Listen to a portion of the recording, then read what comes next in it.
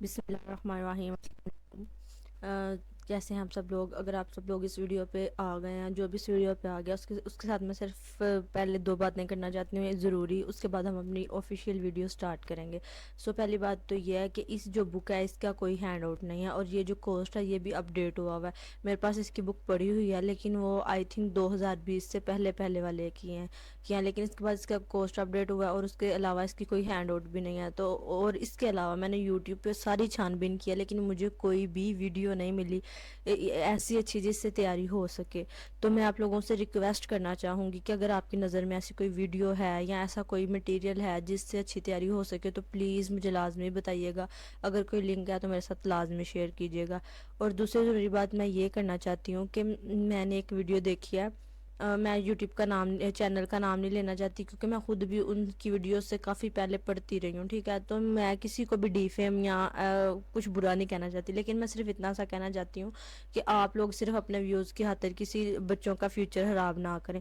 मैंने वो वीडियो देखी है CX601 डाटा कम्युनिकेशन की, वो मिड टर्म की प्रिपरेशन की वीडियो है। और मैं इतना बता देती हूँ कि उस वीडियो के तकरीबन 21K व्यूज़ हैं, और उसमें तकरीबन गिन के ना सिर्फ दो चार MCQs के आंसर ठीक है, बाकी सारे के सारे गलत हैं।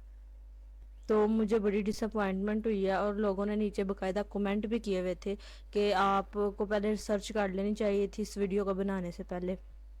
वो मैं आपको कमेंट अभी दिखा देती हूँ, ठीक है, ये देख लें।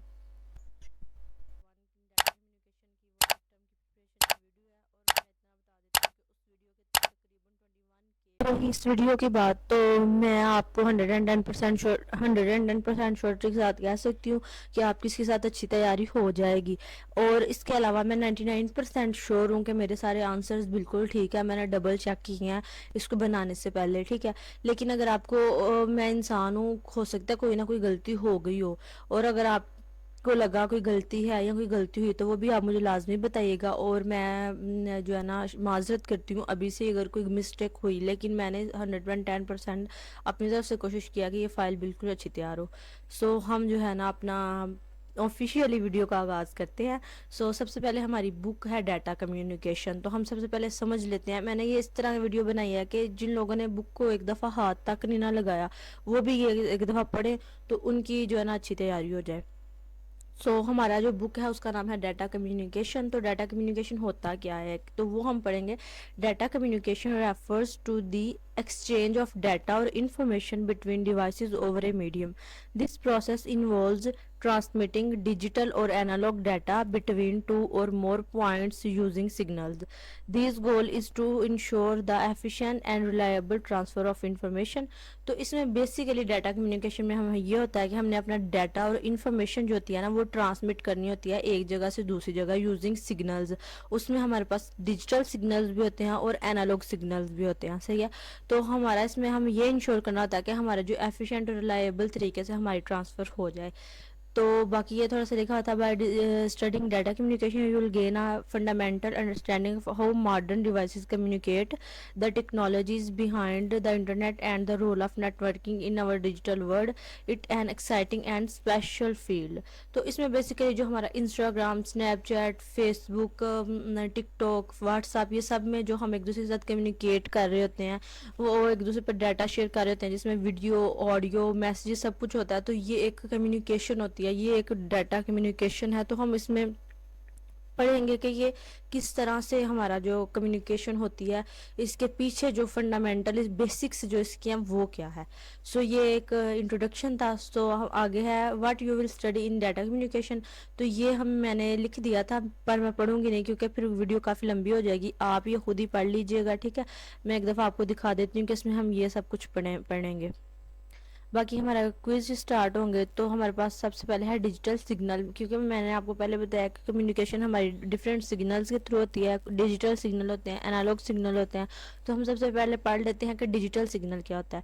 Digital signal represent data in discrete value, typically as binary numbers 0 and 1. It is used in digital system like computers, digital communication and electronics. Characteristics इसके क्या है? नॉन कॉन्टिन्यूस है, resistant to noise, making it more reliable for long distance communication. easier to process, store and compress. Example इसकी क्या है, हमारे पास signals in computers such as USB communication और डिजिटल क्लॉक्स.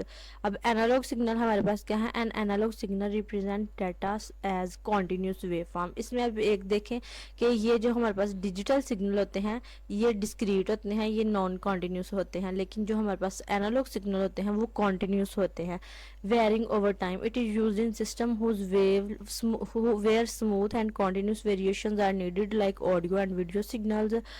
तो इसमें हमें देख रहे हैं कि जो हमारे पास डिजिटल सिग्नल होते हैं वो होते हैं कंप्यूटर में यूज, जैसे यूएसबी कम्युनिकेशन और डिजिटल क्लॉक्स में. लेकिन ये जो एनालॉग सिग्नल है ये हमारे ऑडियो और वीडियो सिग्नल्स होते हैं. कैरेक्टरिस्टिक्स इसमें क्या है, ये continuous and can take any value within a range, prone to noise and digital degradation over long distance, harder to process digitally without conversion. इसकी एग्जांपल हमारे पास है sound waves, radio waves and temperature readings from analog thermometers.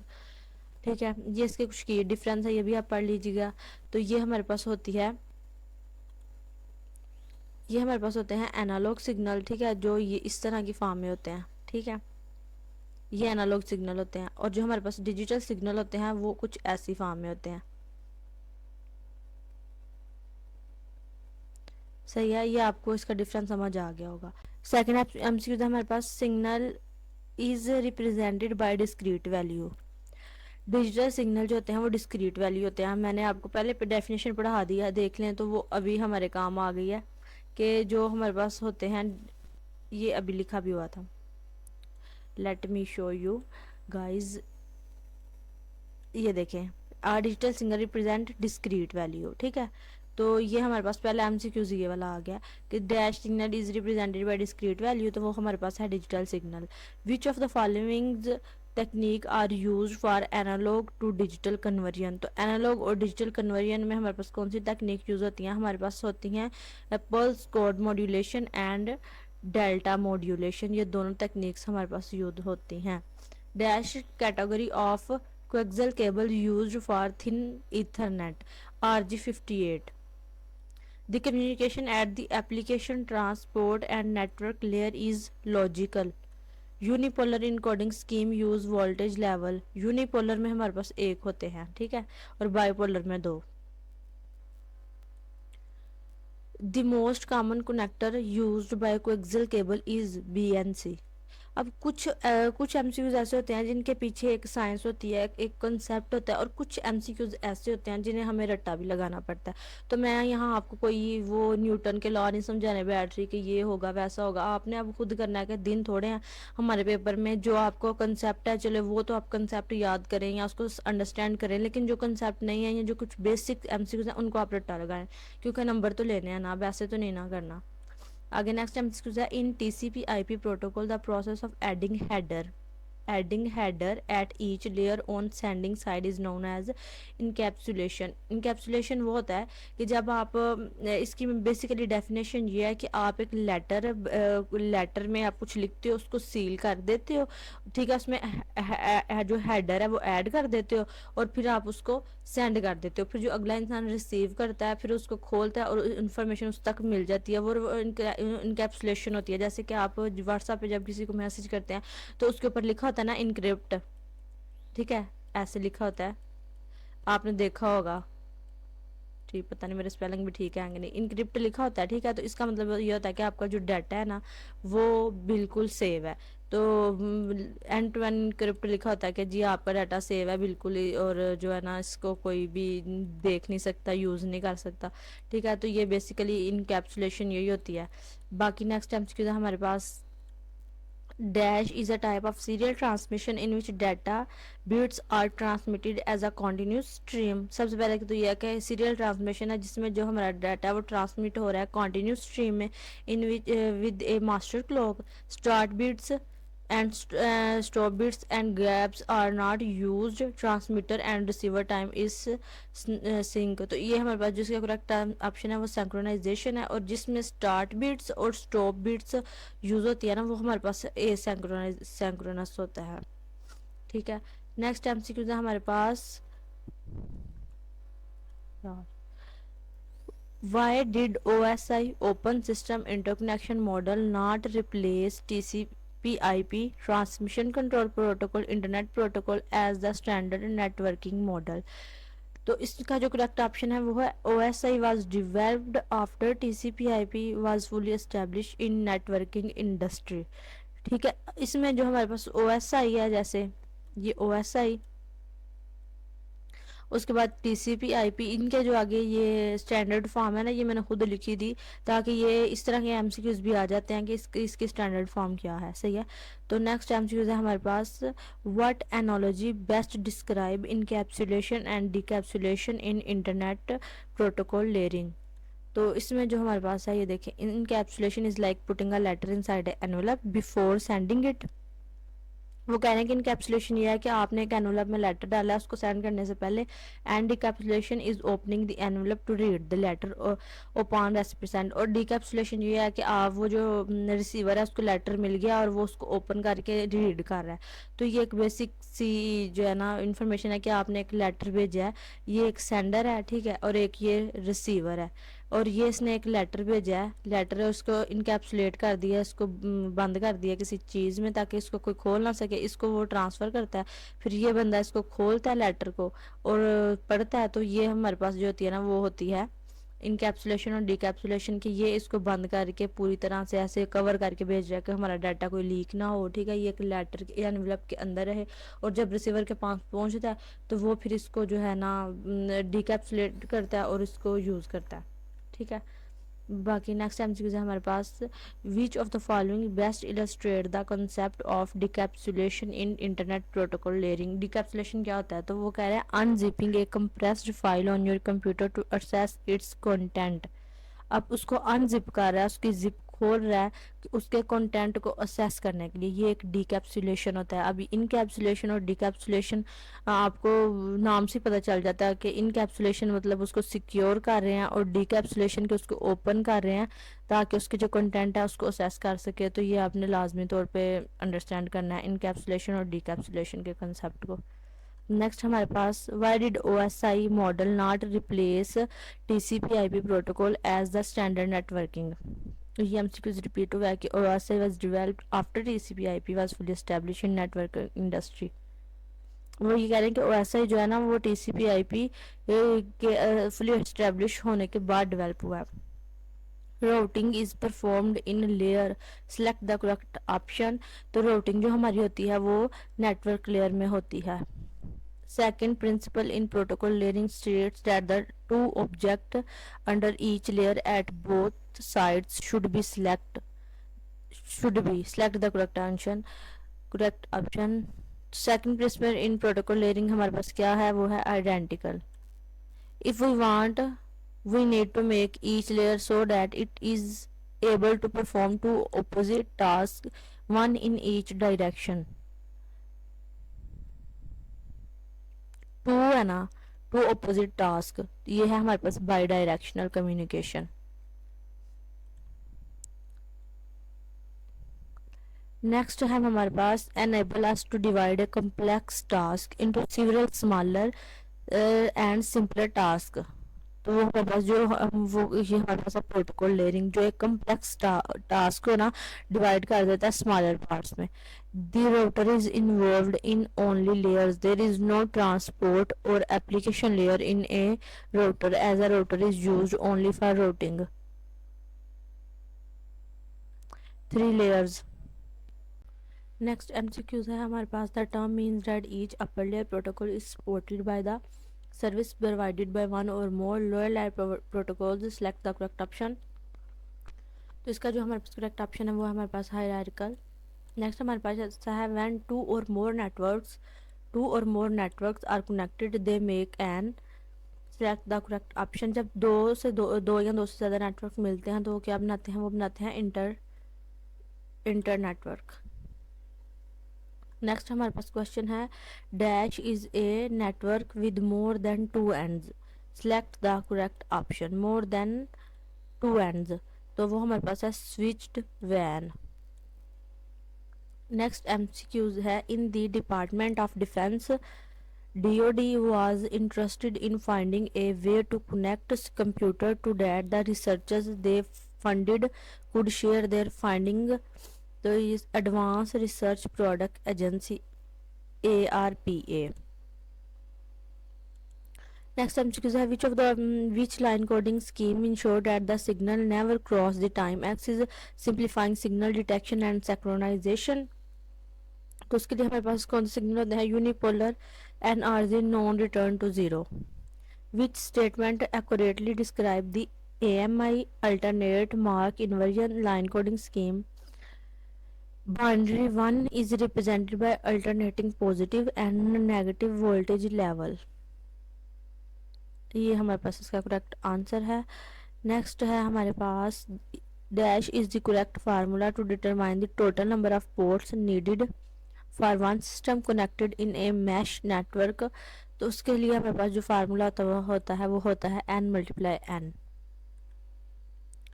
ये अभी हमारे जो गुजरे हैं क्विज उनमें भी आया हुआ था ये वाला। नेक्स्ट है हमारे पास wavelength binds the simple sine wave to the propagation speed of a medium period of frequency. If 16 bits are transmitted within a 1 second interval, the bit rate for that signal is, तो उसके लिए जो bit rate होगा हमारे पास वो भी 16 ही होगा। Explanation यहाँ पे लिखी हुई है bit rate refers to the number of bits transmitted per second. If 16 bits are transmitted in 1 second, the bit rate is 16 bits per second. In TDM-based digital hierarchy used by the telephone companies, DS0 is a signal digital channel of 64 kbps. TDM stands for time division multiplexing.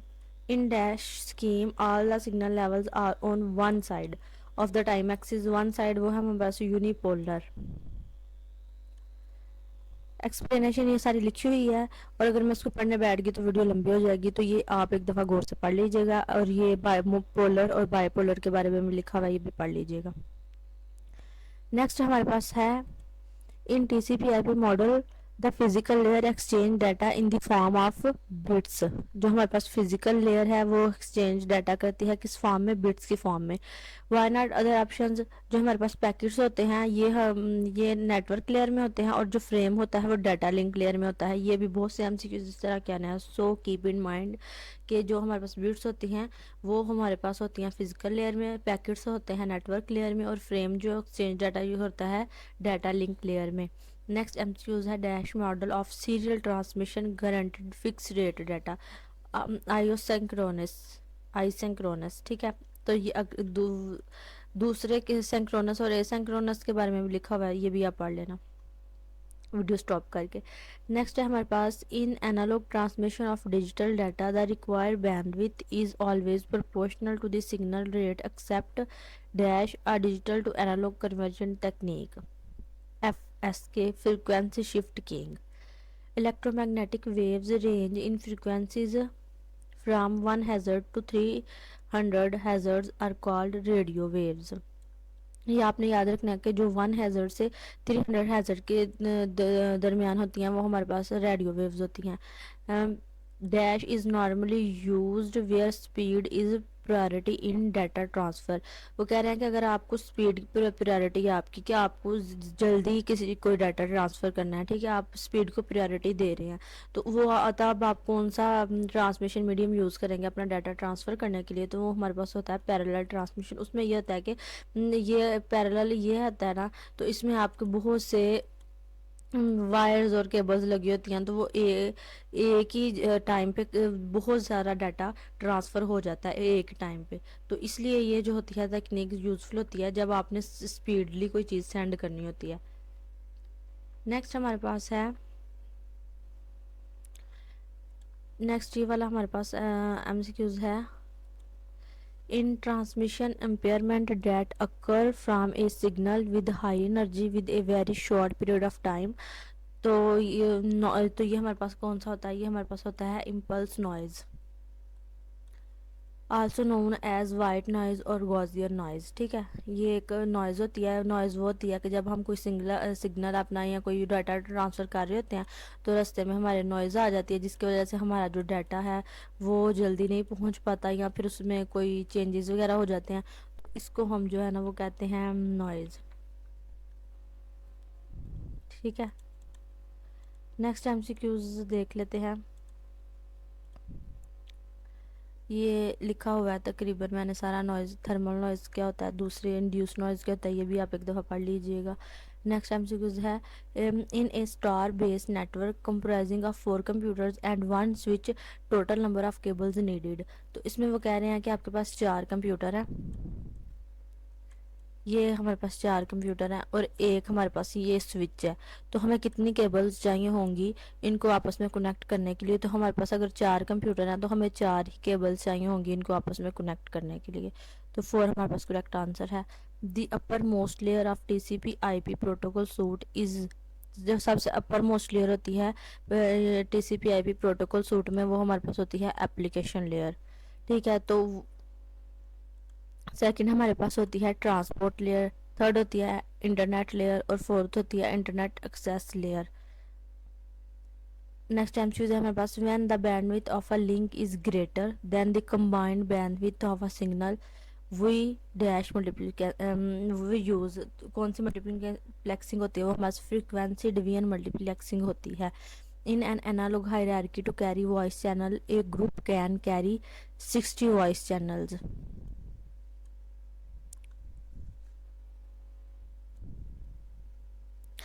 Next MCQ है हमारे पास, a network can be categorized into different categories on the basis of, network को कह रहे हैं किस category में हम इसको कैटेगराइज कर सकते हैं, तो इसको हम साइज़ की बेस पे भी कर सकते हैं कि इसका कितना साइज़ है। ठीक है, 64 के बीपीएस है कि मेगा हर्ट्ज है, वो गीगा है, बीटा, इस तरह करके हमारा इसका साइज़ डिफरेंट होता है। जियोग्राफिकल एरिया होता है कि ये वैन है, लैन है, जो हमारे land area network, wide area network पढ़ते हैं। ठीक है, एरिया का भी होता है, ओनरशिप का भी होता है कि ये इसका ओनर कौन है, तो इसलिए ये सारी कैटेगरीज इसमें आ जाती है। तो ये इसका ऑल ऑफ गिवन ऑप्शन है। Some manufacturers provide special port card the dash port that allow the wireless keyboard to communicate with PC. तो कह रहे हैं कि ऐसे वायरलेस पोर्ट होती है हमारे पास जो हमारे कंप्यूटर और कीबोर्ड के दरमियान कम्युनिकेशन करवाती है, तो वो हमारे पास होती है console port. Dash is an example of host in a network, तो वो हमारे पास है कंप्यूटर। ठीक है, होस्ट बेसिकली वो होता है जिसके पास सारी इंफॉर्मेशन होती है, जिससे हम चीज़ें सेंड और रिसीव कर रहे होते हैं, वो हमारे पास एक होस्ट होता है। नेक्स्ट है हमारे पास data format used at network layer of TCP IP protocol is called packets. अभी देखें कि हम जो इंटरनेट लेयर होती है उसमें हम जो है, जो नेटवर्क लेयर होती है उसमें हम पैकेट्स यूज़ करते हैं, ट्रांसपोर्ट लेयर में सेगमेंट्स यूज होते हैं और डाटा लिंक लेयर में फ्रेम यूज होते हैं। In frequency shift keying dash remains constant. Frequency shift की में हमारे पास जो कांस्टेंट क्या रहता है, एम्पलीट्यूड जो होता है हमारे पास वो कांस्टेंट होता है। According to Fourier analysis frequency obtain after decomposition of a non periodic digital signal are continuous. A small home-based network comprising of 4 computers are directly connected with each other is an example of local area network. जो हमारे पास कह रहे हैं ना home base है, home base या एक home है उसमें हो या एक बिल्डिंग में हो, तो ये हमारे पास होता है लोकल एरिया नेटवर्क। और अगर वाइड एरिया होता है जो डिफरेंट कंट्रीज में, फुल कंट्री में या डिफरेंट कंट्रीज में हो, तो वो हमारे पास वाइड एरिया नेटवर्क होता है। नेक्स्ट है, in bus topology the cable is used to connect a node with the back node cable is called drop line. TCP IP protocol suite consist of dash layers, तो ये हमारे पास होती हैं 5 layers. Application layer होती है हमारे पास, transport layer, internet layer, link layer और फिजिकल लेयर। और इनके आगे सारे जो यूजेज है और कैसे कैसे ये होती हैं, तो ये अब डिटेल लिखी हुई है, ये पढ़ लीजिएगा। पैकेट और packets are referred as datagram. Half century होगी हमारी। Dash coding scheme are useful for LAN but not for long line coding. Line coding जो होती है वो हमारे यूजफुल होती है लैन के लिए, लोकल एरिया नेटवर्क के लिए। नेक्स्ट यूज है, dash is the set of techniques that allow the simultaneous transmission of multiple signals across signal data link. जिसमें कह रहे हैं ना simultaneous transmission of multiple signals, multiple हैं बहुत ज़्यादा हैं, तो वो हमारे पास है multiplexing. Manchester encoding scheme achieve the same level of synchronization as return to 0 RZ. Next है dash is a multiplexing technique which shift each signal into different carrier frequency division. A common bipolar scheme is called AMI. AMI stands for alternate mark inversion, NRZ stands for non-return to zero, RZ stands for return to zero और QAM stands for quadrature amplitude modulation. In phase shift king dash main constant phase shift king में जब हमारा phase आएगा ना तो हमारे पास तीन चीज़ें होती हैं, फेज, फ्रीक्वेंसी और एम्पलीट्यूड। ठीक है, तो जब फेज शिफ्ट की होगी ना तो इसमें जो फ्रीक्वेंसी और एम्पलीट्यूड है ये हमारा रिमेन कांस्टेंट होगा। नेक्स्ट हमारे पास taking off header from message is called decapsulation, जो हमने वेरी फर्स्ट एमसीक्यूज में पढ़े थे कि जो इनकैप्सुलेशन क्या होता है। इनकैप्सुलेशन होता है कि आप लेटर को एनवलप में डाल रहे हो, और इनकैप्सुलेशन होता है कि आप उसको निकाल के उसके कंटेंट तक से असेस कर रहे हो। तो ये हमारे पास डिकैप्सुलेशन होता है। A virtual circuit network operation on dash layer network layer line coding scheme is roughly divided into 4 broad categories. Line coding scheme जो होती है वो हमारे पास 5 ब्रॉड कैटेगरीज में डिवाइड होती है, जिसमें हमारे पास होती है यूनिपोलर, पोलर, बाइपोलर, मल्टीपोलर, और नेक्स्ट हमारे पास कौन सी है, मल्टी ट्रांजिशनल। और इनकी आगे से डिटेल भी लिखी हुई है थोड़ी थोड़ी, वो भी आप पढ़ लीजिएगा। नेक्स्ट है हमारे पास dash switching resources are allocating during the entire duration of connection and those resources are unavailable to other connections. तो ये हमारे पास होता है circuit switch network. Which of the following technique is used for analogue to digital conversion. तो उसमें हमारे पास pulse code and data modulation दोनों यूज होते हैं। आगे हमारे पास है next in analogue transmission of digital signal the require bandwidth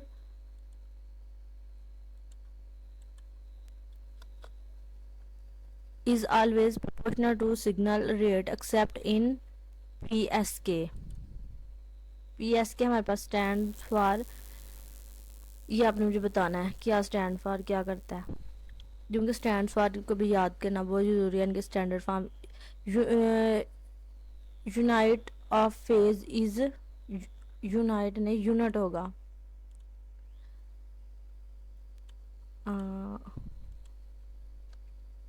unit of phase is degree. जो हमारे पास फेज का यूनिट होता है वो डिग्रीज में होता है। ठीक है, आगे dash is sometime call the bit rate, data rate is sometime called the bit rate. There are 5 components of data communication. हमारे पास 5 कंपोनेंट हैं, ये भी आपने याद रखने हैं। कौन कौन से हमारे पास, सबसे पहले हमारे पास मैसेज है, मैसेज एक होगा, उसका एक सेंडर होगा, फिर उसका एक रिसीवर होगा।